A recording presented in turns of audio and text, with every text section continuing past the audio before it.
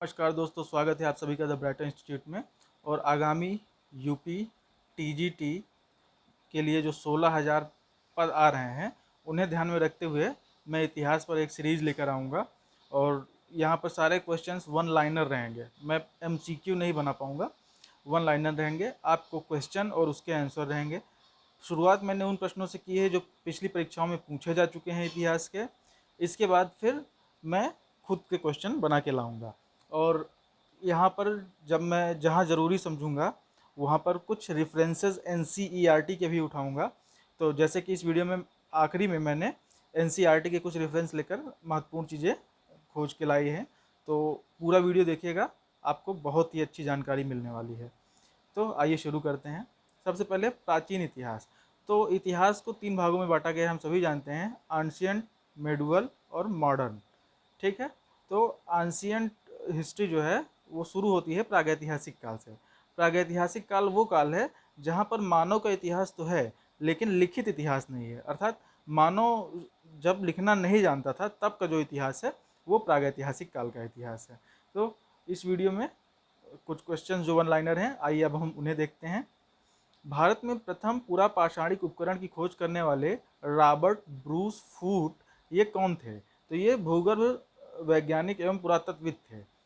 पेशे से ये भूगर्भ वैज्ञानिक थे, लेकिन जब इनको एक बार इन्होंने कहीं पर भूगर्भ भूगर्भिक अध्ययन के लिए खुदाई की, तमिलनाडु में इन्हें मिला था।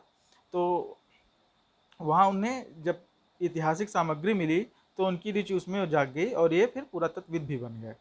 दूसरा, भारतीय उपमहाद्वीप में कृषि के प्राचीनतम साक्ष्य कहाँ से प्राप्त होते हैं?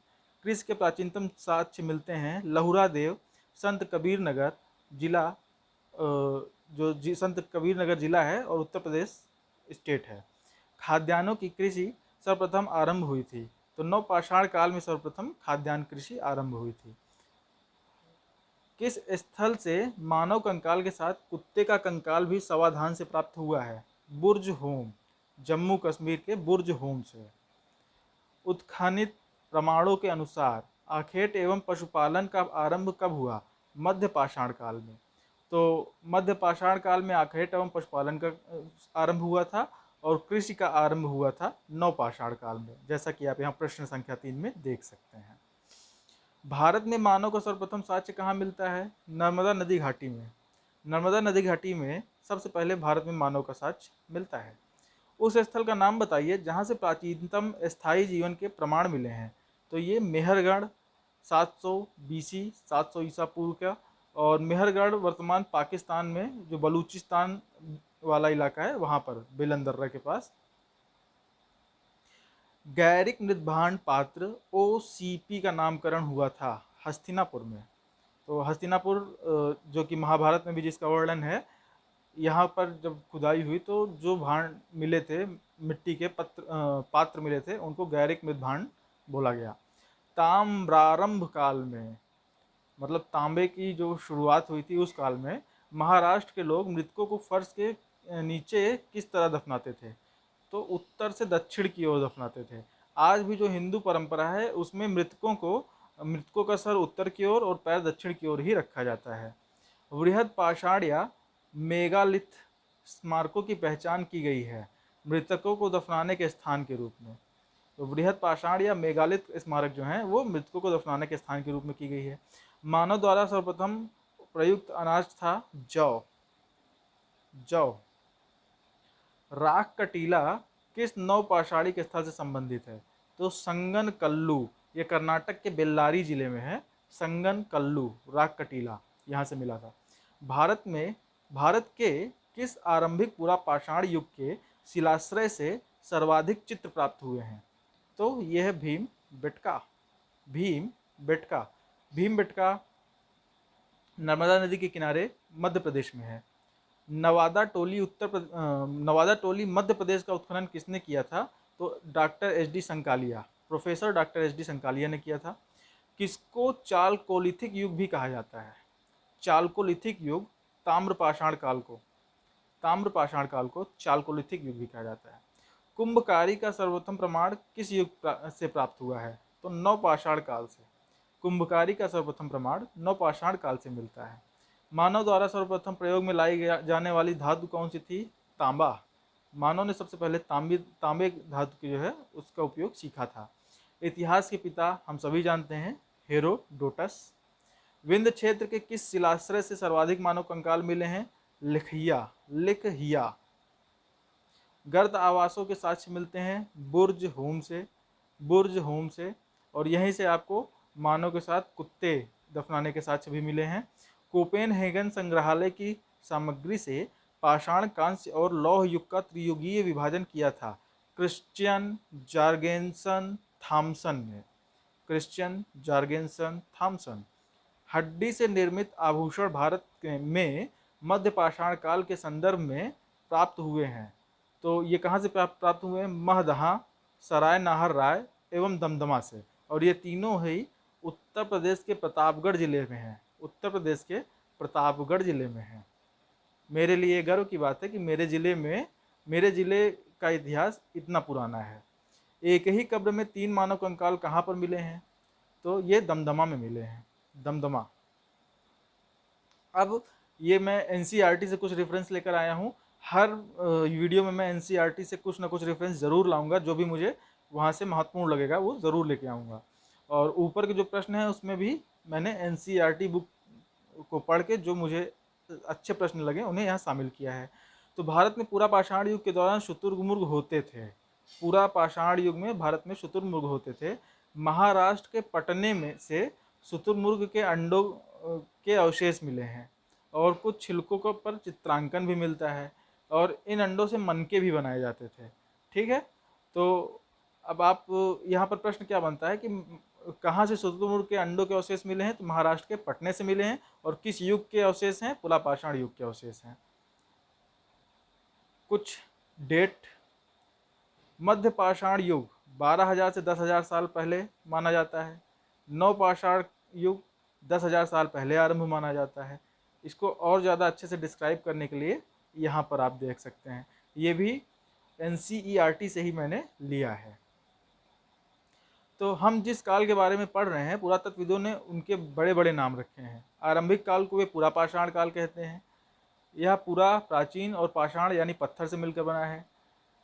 पूरा पाषाण काल 20 लाख साल पहले शुरू होकर 12,000 साल पहले तक माना जाता है। 20 लाख साल पहले शुरू होता है और 12,000 साल तक माना जाता है।